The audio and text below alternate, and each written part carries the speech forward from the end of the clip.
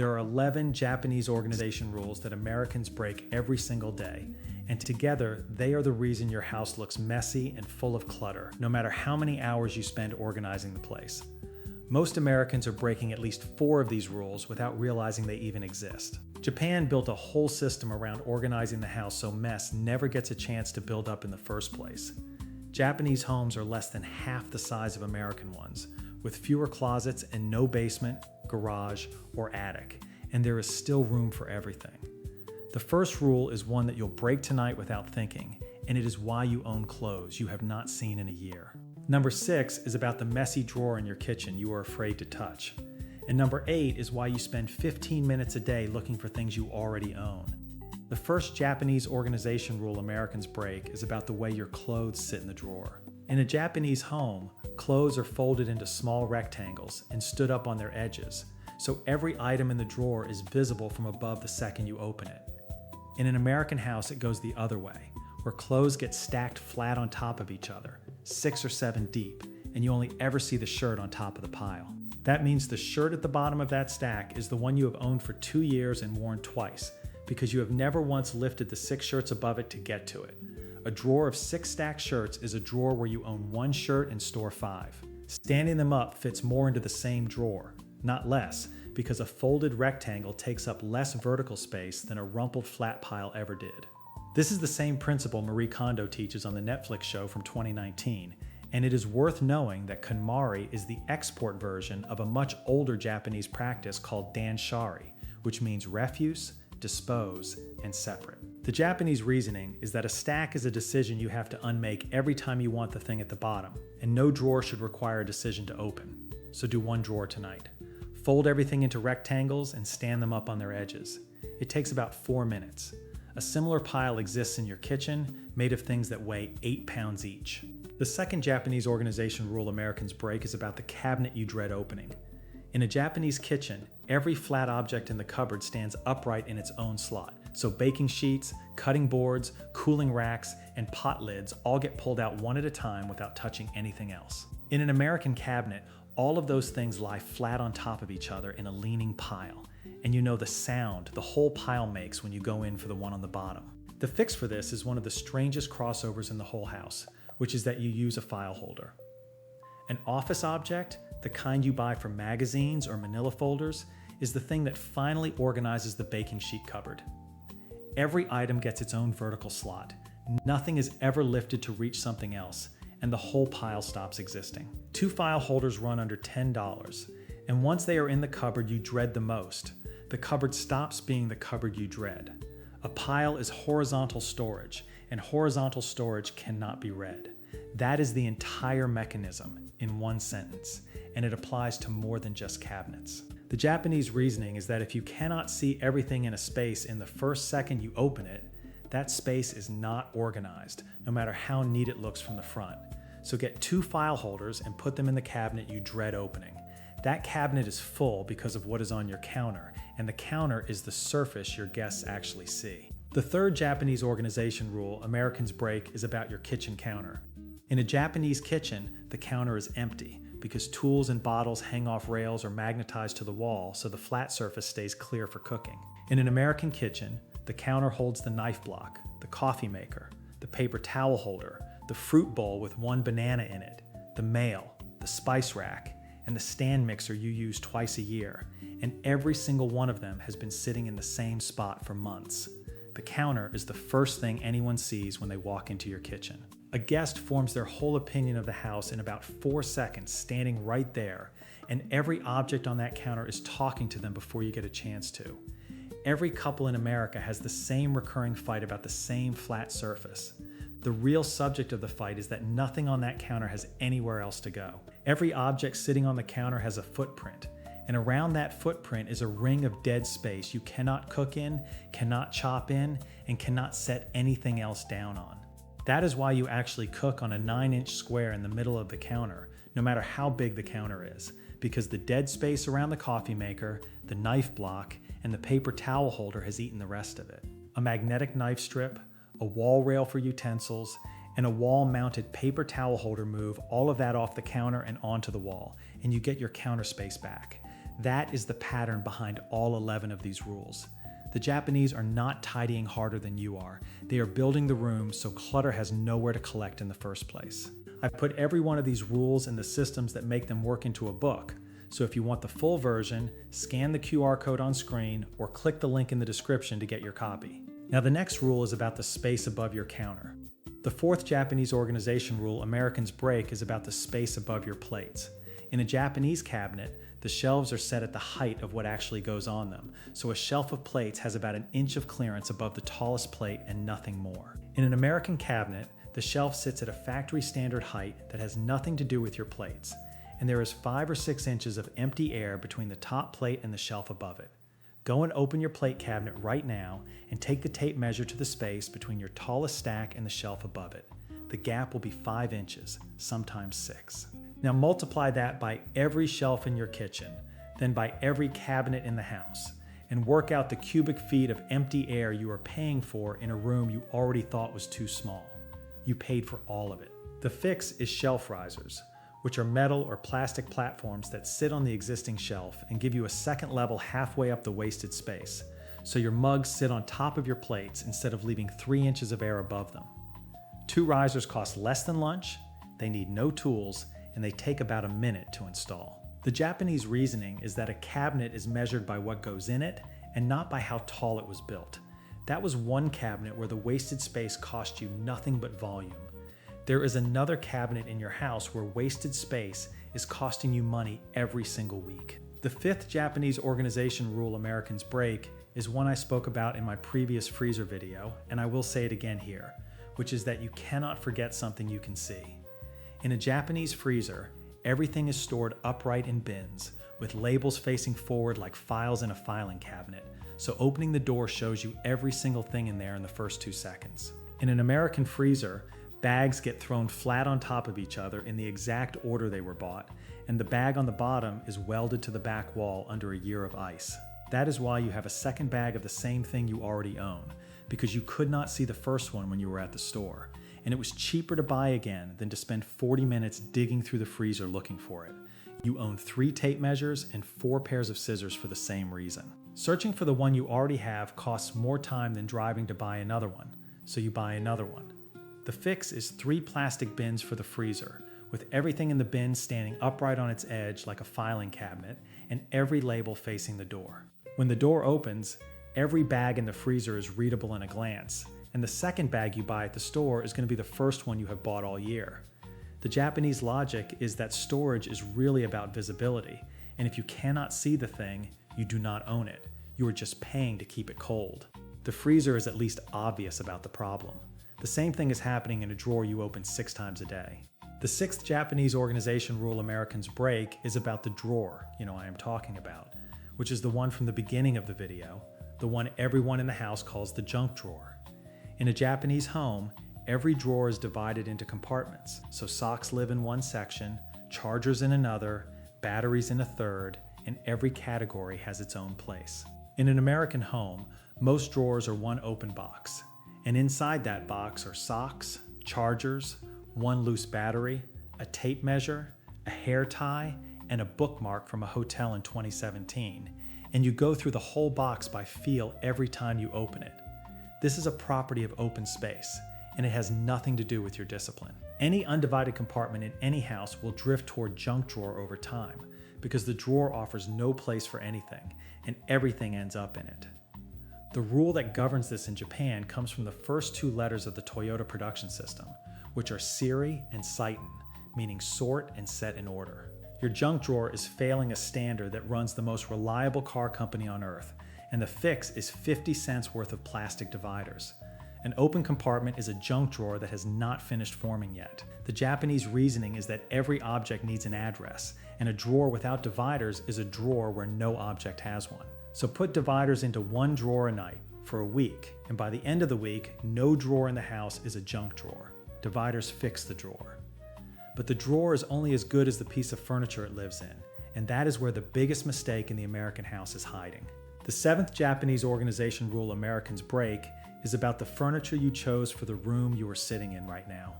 In a Japanese home, storage goes up, So wardrobes and shelving units are tall and slim, drawers are shallow, and every category gets its own drawer with one layer of clothing in it. In an American home, storage goes wide, which means low dressers, 6-foot consoles, and chests so deep that the bottom half of every drawer is archaeology. Americans buy furniture by the space it takes up on the floor. Japanese homes buy furniture by the cubic space it fills in a room because the ceiling is free and they know it. That single difference is why your bedroom has a wide dresser you can only reach the top of. In a Japanese bedroom, the same size has a tall, slim tower you can reach every drawer of. The evidence for this is sitting in your garage. You own a purpose-built room designed to hold a $40,000 object, and it is currently holding about $200 worth of holiday decorations, old paint cans, and a treadmill somebody bought in 2021. A large share of American two-car garages cannot actually fit a car, because the wide storage habit has spilled out of the house and taken over the room built to protect the most expensive object the family owns. The self-storage industry is the same problem one step further. Roughly 1 in 10 American households is renting a second home for things they do not use, priced monthly, forever, because the storage in their first home was built wide and shallow instead of tall and organized. That is a payment you are making every month on the calendar to solve a problem that a slim tower and a shallow drawer would have solved for the cost of 1 month of the rental. The fix is to replace one wide unit in your house with a tall, slim one. Muji, Nitori, and Iris Ohayama are the 3 Japanese retailers that built every piece of furniture around this principle, and any of them will show you what a shallow drawer for a single category actually looks like. That is the same mistake in the room you spend all day in. It is also happening one room over, and it costs you every single morning. The 8th Japanese organization rule Americans break is about the closet. In a Japanese closet, multi-layer hangers hang 5 pairs of pants from one hook vertically, so the rail is used from the ceiling down to the floor, and every inch of rail space has something on it. In an American closet, the rail is packed so tight that nothing slides. There is 18 inches of empty air above the hangers, and there is 2 feet of nothing above the shoe pile at the bottom. 15 minutes a day looking for things adds up to 91 hours a year, which is 2 full work weeks that you spend every year walking around your own house in a small, private rage at yourself. And most of those minutes are spent standing in front of a closet you cannot see into. A closet is measured in rail length and not in floor space. You already own 3 levels of rail space in every closet in the house, and you are using one of them. Multi-layer hangers take 5 pairs of pants and hang them from one hook that used to hold 1 pair, and shoe racks turn the floor of the closet into another whole level of storage. So buy 2 multi-layer hangers tonight, put 5 pairs of pants on each of them, and see how much of your rail suddenly comes back. Those were 8 rules about objects. The last 3 of these are systems more than rules, and they are the reason a Japanese family never has to do a weekend reorganize at all. The 9th Japanese organization rule Americans break is about the containers you already own. In a Japanese pantry, every container is clear. Every container has a label on the front, and every container holds one category of one product with the level of what is inside visible from across the room. In an American pantry, the shelf holds a row of identical opaque tubs, a cereal box with an inch of cereal left in it, and a 3rd bag of rice you bought last Tuesday because you thought you were out. In most American houses, exactly 1 adult holds the whole map of the pantry in their head, which means they can never be off duty, and everyone else in the family asks them where things are before they can find anything. Clear containers with labels on the front mean that anyone in the house, the kid, the visiting relative, the babysitter, can find something and put it back correctly without having to ask. The pantry stops belonging to one person and starts belonging to the house. An opaque container is a decision you postponed, and every one of them in your kitchen is a decision that was supposed to make the kitchen tidier and instead made it invisible. The Japanese logic is that a container is only useful if it tells you what is inside without opening it, and every container that fails that test is doing less work than the bag the food came in did.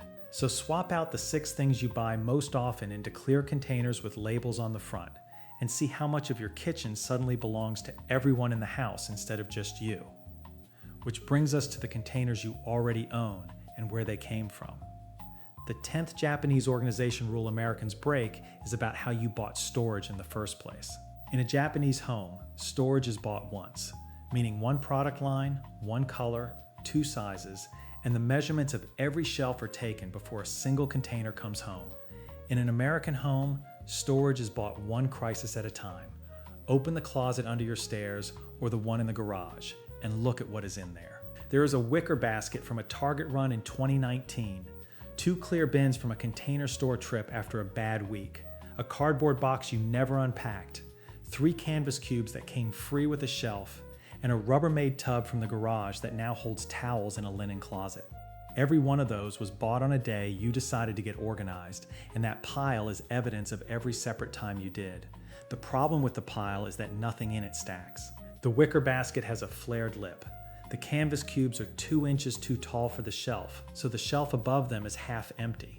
The plastic bins are the wrong depth, so there is a dead strip of shelf at the back you cannot reach, and the cardboard box is just a cardboard box. 12 containers and you cannot build one straight line with any of them, which is why the closet reads as a mess on the day you just cleaned it. Someone opened that closet looking for a spare towel at Thanksgiving. They did not mention it in the house. Storage is infrastructure, and infrastructure is bought as a single system, one time, for the whole room at once. So measure the shelves in the room that most needs help, then buy one product line in one color in 2 sizes for all of it. A container that is the wrong depth wastes more space than no container at all. The 11th Japanese organization rule Americans break is about the 6 inches beside your refrigerator. Go get the tape measure one more time and go measure the gap between the fridge and the cabinet next to it, or the gap between the washing machine and the wall, or the gap between the stove and the counter. 6 inches, sometimes 8. Now work out what you pay per square foot in rent or mortgage and multiply it by that strip of floor. And multiply that by every month you have lived in the house. That is the answer to what I asked you at the start. Japan sells furniture designed to fit exactly into that gap. The category is called Tsukuma Kagu, which literally translates as gap furniture, and it comes in 5 standard widths, the narrowest of which is about 6 inches wide. The fact that this is a real furniture category in Japan, sold in 5 standard widths, for a space that Americans do not even count as a space, is probably the strangest thing in this whole video. The most common piece of gap furniture is a slim rolling cart on wheels, tall and skinny, that holds detergent in the laundry room, oil and spices in the kitchen, or cans and paper goods next to the fridge. It rolls out when you need it and rolls back into the gap when you do not, and the 6 inches beside your fridge that you have been paying for since you moved in finally holds something. The space in that gap is space you own and space you pay for, and it deserves to hold something.